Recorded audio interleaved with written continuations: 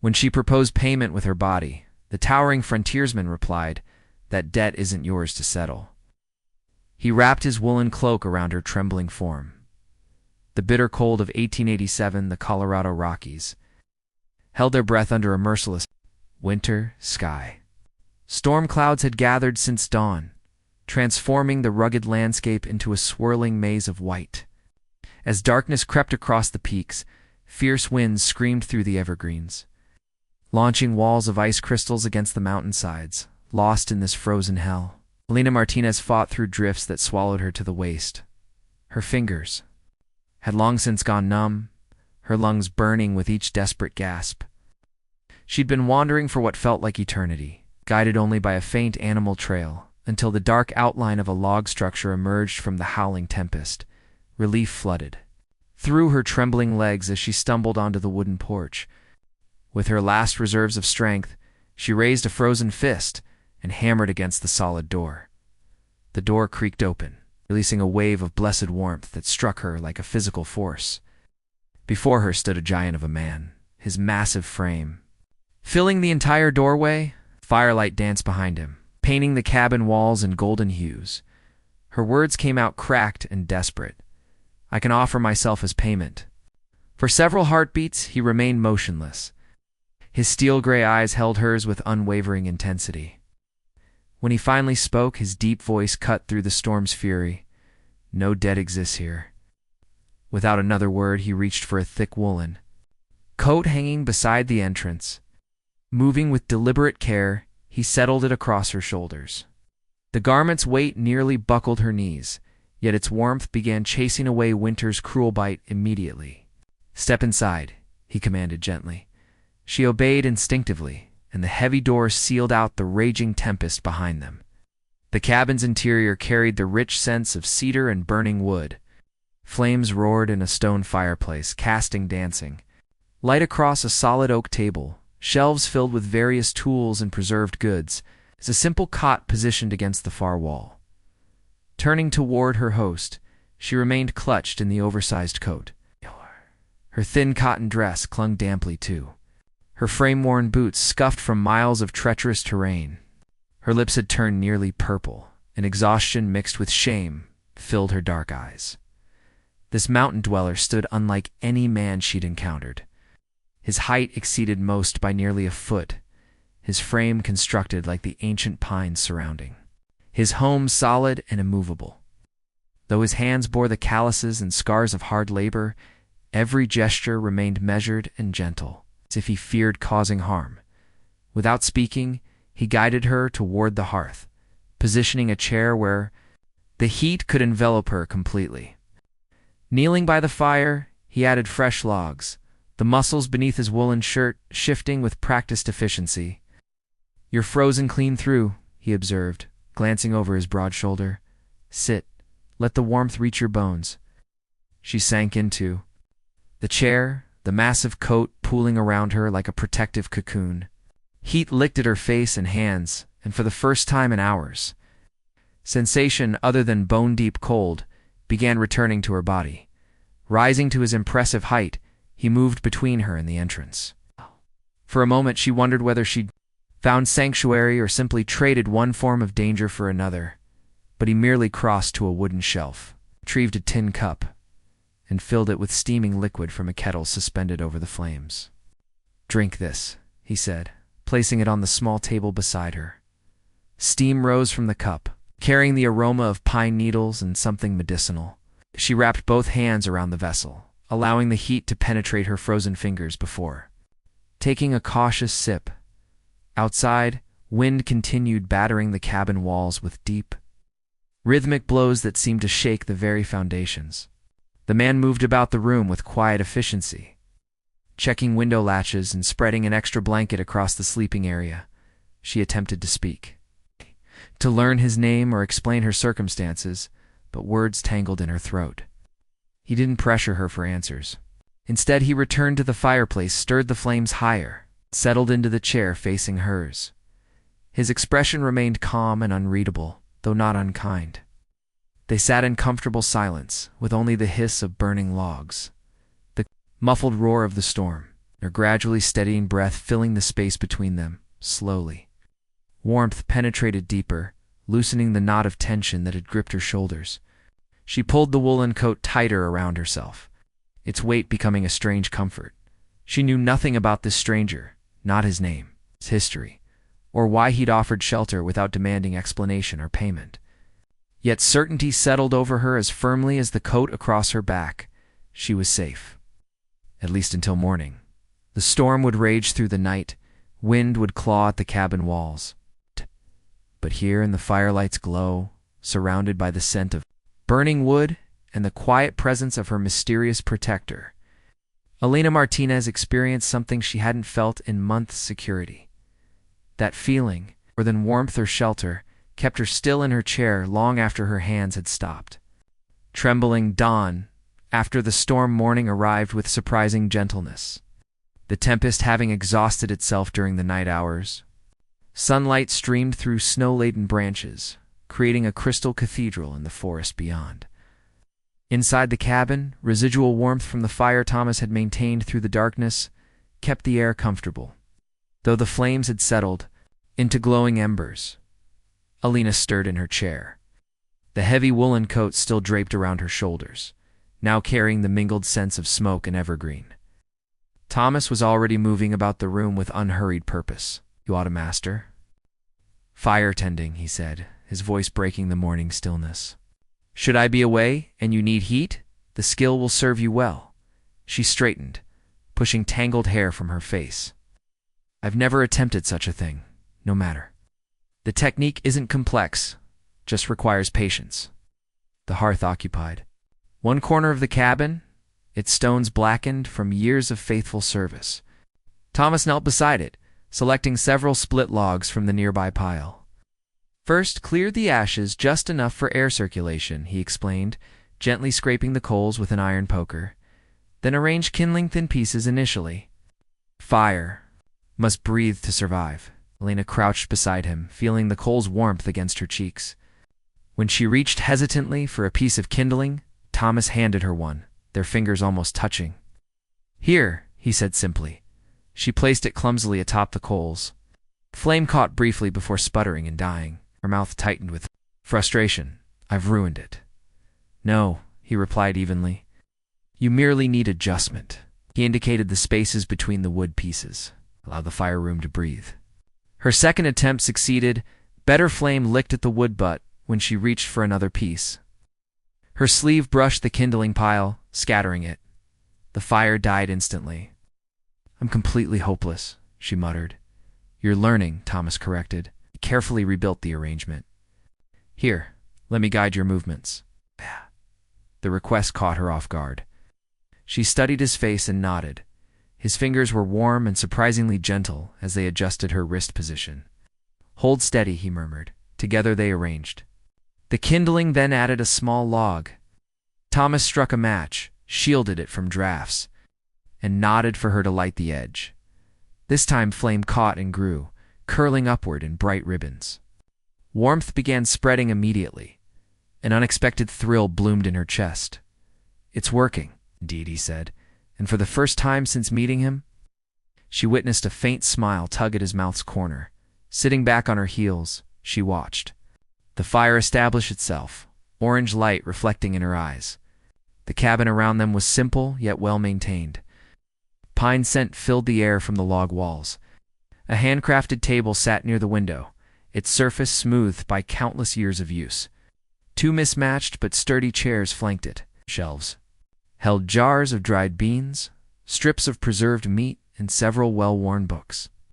Everything had its place, with nothing left to clutter. "You maintain this place with great order," she observed. "Necessity," he replied. "In winter like this, if you cannot locate what you need, it might as well not exist." She nodded, tracing the wood floor's grain with her gaze. "I was traveling. In a group," she began slowly. "We were bound for California, but I became separated." Thomas didn't press for details.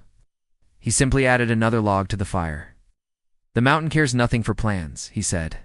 "It will claim you if you're careless, sometimes even when you're careful." She studied him, sensing something unspoken behind his words. Yet you remain here. It's home, he said simply. And I understand how to survive here. Fire, preserve your supplies, and keep clear judgment when weather turns. She looked back at the flames, thinking how icily they'd died when she made errors, and how readily they'd burned under his guidance. The fire popped softly, sending sparks up the chimney. Thomas leaned back, studying her face in the flickering light. You did well, he said. She met his gaze, and for a heartbeat, the room's warmth seemed to come as much from that rare, quiet smile as from the hearth itself.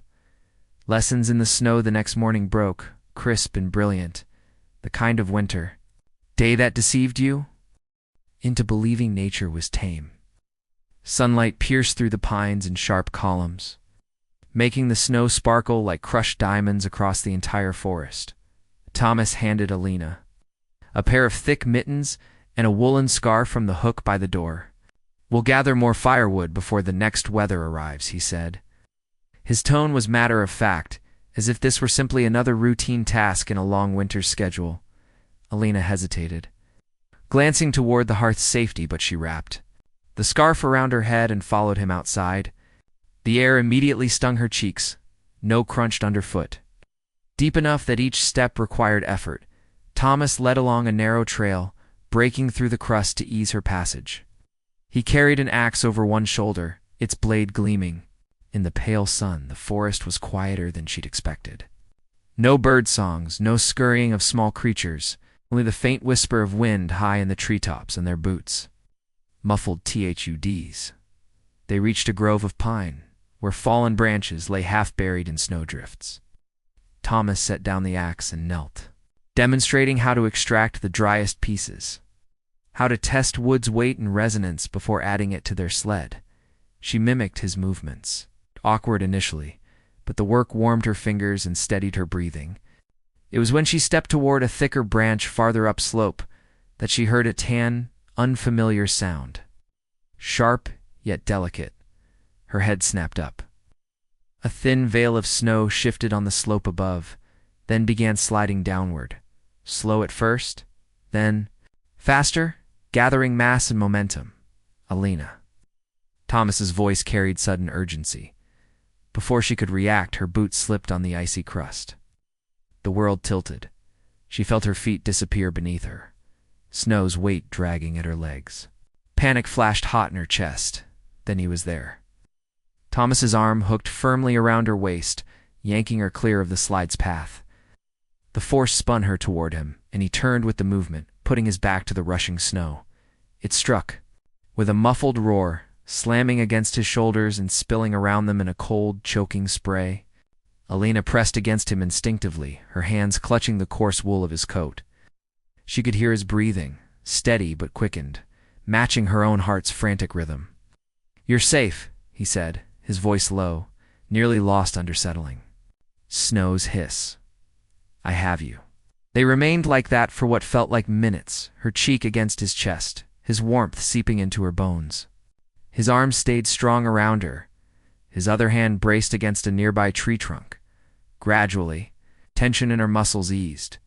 The trembling that had started in her legs faded until she was aware only of cold air on her face and his heartbeats. Steady rhythm under her ear when he finally stepped back. It was slow, deliberate, as if ensuring she could stand steady alone. His gaze searched her face for any sign of injury. "You're unhurt?" She shook her head, still breathless. "Yes, I'm fine." "Good." He glanced at the slope, now marked by a fresh scar of disturbed snow. "We'll keep to lower ground from here." They gathered the remaining wood in silence. Alina stayed close, watching the trail. He broke through the drifts.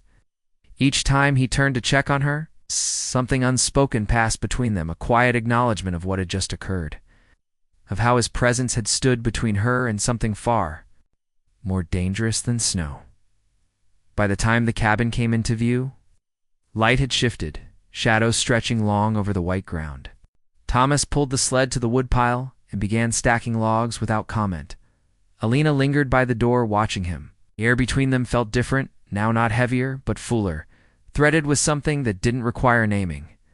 She thought of the moment his arms had closed around her, not as a trap, but as shelter. Inside, as they shed their snow-crusted coats. She met his eyes for a heartbeat longer than before.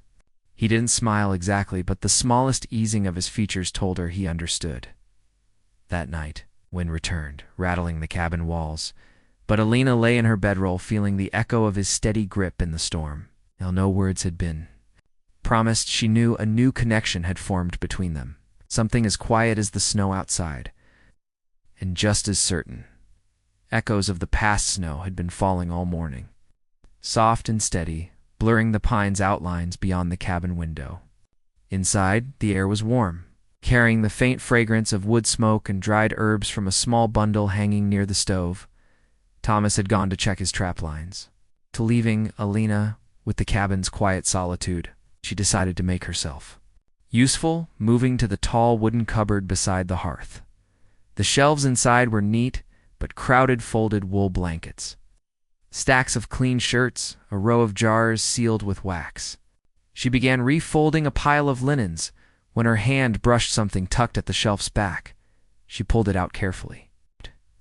It was a shawl, once soft perhaps, but now worn thin, its deep green faded to dusty sage. The edges were frayed, and a small hole had been mended with uneven stitches. It looked like it had been folded and refolded countless times, yet kept close enough to absorb the faint scent of cedar from the cupboard. Elena's fingers lingered on the knitted pattern. It was clearly handmade, each loop and stitch imperfect in a way that made it personal. She was still holding it when the door opened, and a gust of cold swept in with Thomas. Stepped inside, shutting out the snow, stamping frost from his boots. His gaze fell on the shawl in her hands, and something in his expression shifted. The easy steadiness she'd grown to know gave way to darker stillness, his eyes fixed on the fabric. "I didn't mean to intrude," she said quickly.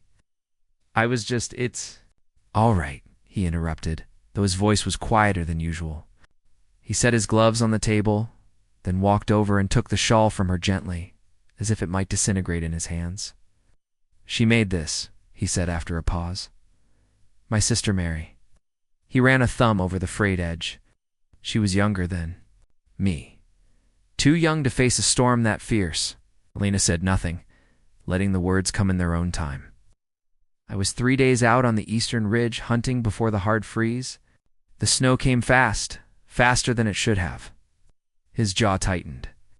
"By the time I made it back, the cabin's roof had partially collapsed.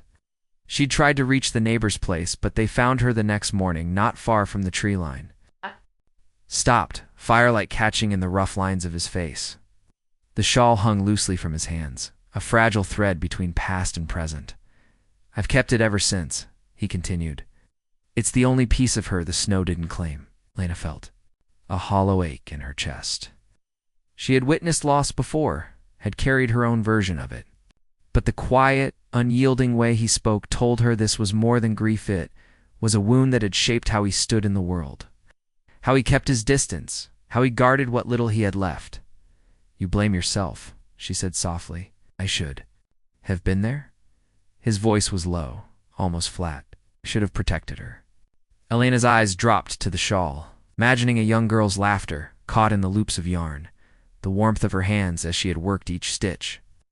"Sometimes we cannot be everywhere," she said. "Sometimes the storm moves too fast."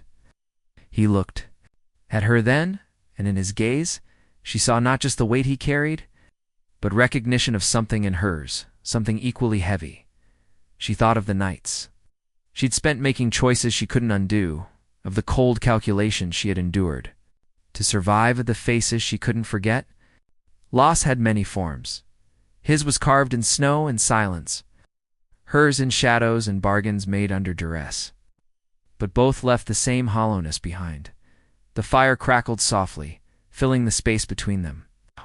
Thomas folded the shawl carefully, setting it back in the cupboard with precision that felt almost like ritual. "Mary would have liked you," he said finally. Alina wasn't sure what to say to that, so she just nodded, feeling the truth of it settle somewhere deep. In that moment, the cabin seemed smaller, the snow outside quieter, as if the world itself was holding still for the weight of what had been shared. When the roof fell, the wind rose, without warning, a low moan at first. Then a full-throated howl that rattled the shutters and sent snow driving against the cabin walls like thrown gravel. Alina woke to the sound, sitting up in her narrow bed in the corner. The air inside was colder than when she'd gone to sleep, and the fire in the hearth had burned down to little more than embers. Thomas was already moving. Pulling on his coat, checking the door's latch. "Storm's coming in fast," he said over the roar outside. "Faster than I've seen in years." Wind hit the cabin broadside, making the walls groan. Snow sifted through the tiny gap under the door. Thomas crossed the room in 2 strides and threw another log on the fire. Coaxing flames higher, then came a sharp splintering crack from above. Elena's head jerked up just as a heavy roof beam, loosened by the shaking, broke free and dropped. Toward her, Alina. Thomas was across the room before she could move. He threw himself between her and the falling timber, his broad shoulders taking the brunt of impact. The beam slammed into him with a sickening thud before hitting the floor beside them. She gasped, reaching for him. "Thomas." "I'm fine," he said through clenched teeth. But his hand went instinctively to his right shoulder, fingers curling tight against pain. Outside, wind shrieked louder, as if trying to tear the roof clean away. Thomas forced himself to his feet, grabbed the fallen beam, and braced it back into place with a length of wood from the corner. Snow swirled down from the damaged roof, dusting his hair and shoulders. The cabin shuddered again, but the roof held. Thomas leaned against the wall for a moment, breathing hard, before looking at her. "We'll be all right now." She didn't believe him not, with the way his jaw tightened against pain, but she nodded. Pushing past her own pounding heartbeat, "Sit down," she said firmly. He started to protest. "Lena, there's no need, sit down." Her tone brooked no argument. And after a moment, he lowered himself onto the bench by the fire. She fetched the small wooden box of supplies from the shelf, the same one he had used for her frostbite days before. Up close, she could see the damage, the heavy fabric of his coat torn at the shoulder. The shirt beneath darkened with blood. Her hands trembled as she worked the buttons open, revealing bruising already blooming beneath his skin. "Hold still," she murmured, though he hadn't moved. The gash was long but shallow, cut more by the splintered edge of the beam than by blunt force. She cleaned it with warm water, the heat of the cloth sending little curls of steam into the cold air. He didn't flinch, but his eyes stayed on her face, watching every movement. "You've done this before?" he said quietly. Her throat tightened. "I've cared for people." She didn't elaborate, and he didn't press. She spread a thin layer of salve across the wound, then bound it with a strip of clean linen, pulling the knot snug. Her fingers brushed the warm skin of his back, and she realized she was holding her breath. When it was finished, she stepped back, flexing her cold, stiffened hands. "That should hold until the storm passes." He glanced at the bandage, then up at her, something unreadable flickering in his gaze. "Thank you." Wind battered the walls again, making the small window tremble in its frame. Alina tossed another log onto the fire, flames jumping high enough to cast long shadows across the cabin. Thomas shifted, testing his shoulders' movement. "You should get some rest," he said. She shook her head. "I'll stay up a while. Someone should watch the roof." They sat in silence, listening to the storm rage outside. Now and then the cabin creaked, but the patched beam held. Elena's eyes kept drifting to the curve of his shoulders in the firelight, the way his presence seemed to anchor the small room against the fury beyond its walls. The storm would pass. Storms always did, but she knew she would remember the moment he had thrown himself into harm's way without thought. That instinct, that absolute refusal to let the world touch her if he could prevent it, had carved something permanent into her. Chest dot outside, snow kept falling. Inside, the fire burned steady, and Thomas sat close enough that she could hear the rhythm of his breathing. Each one a quiet promise against the dark. Building something new, the storm had blown itself out by morning, leaving the world buried under a deep, glittering blanket of snow. The air outside was sharp and clean, so still that every branch sagged heavy with white. Inside the cabin, the atmosphere felt warmer somehow, just from the fire. But from the fact that they had weathered the night together, Alina woke too. Find Thomas already moving around, rolling the fallen beam to one side, sweeping away the last dusting of snow from the floor.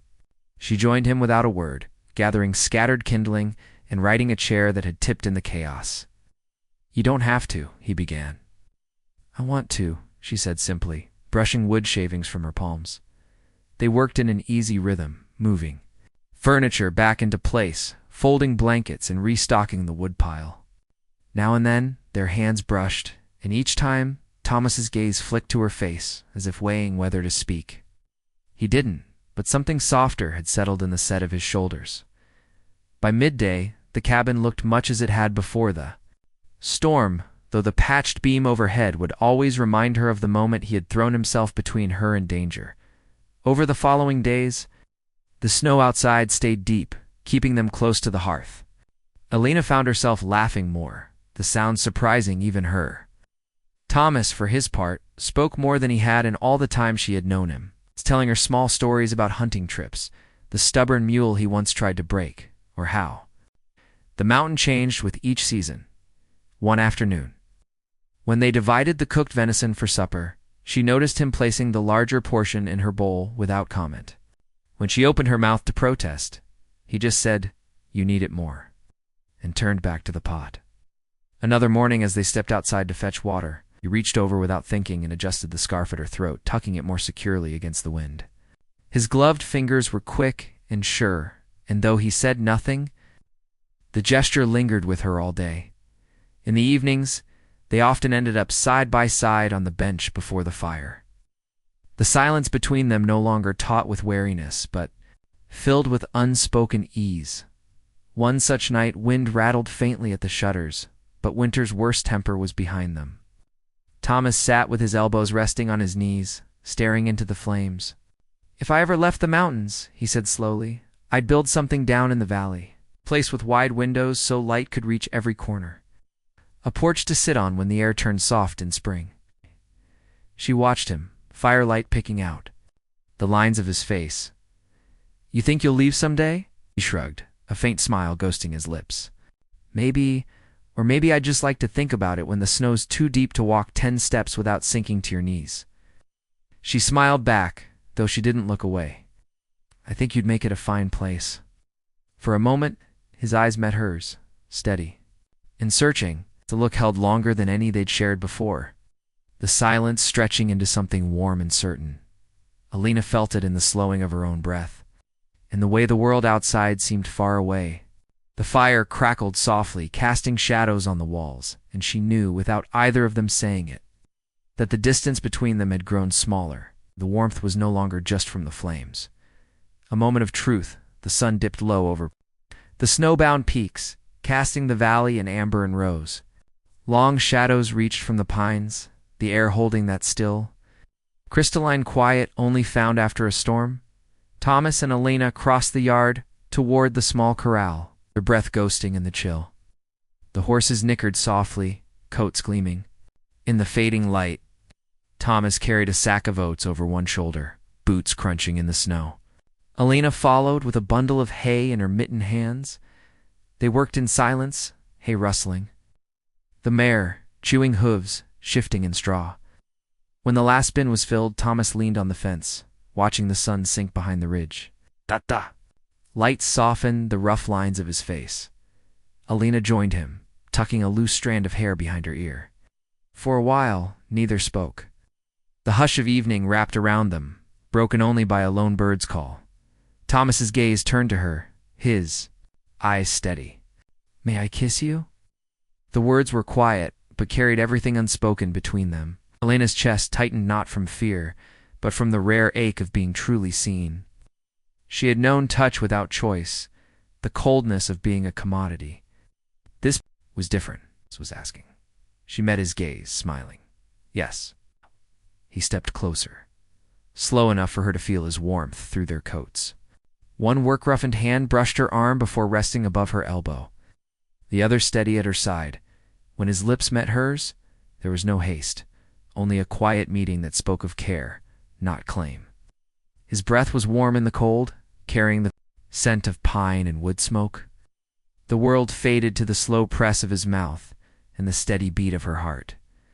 She leaned into him because she wanted to. The cold nipped at her cheeks, but he was shelter against it, steady as the mountains. When they parted, their foreheads rested together, breaths mingling in the fading light. "I never thought," Thomas began, then stopped. "Neither did I," she whispered, "but here we are." They stood like that until the last streak of sunlight bled into twilight. Hey! Then, without speaking, they walked toward the cabin, steps falling into the same quiet rhythm they had shared since.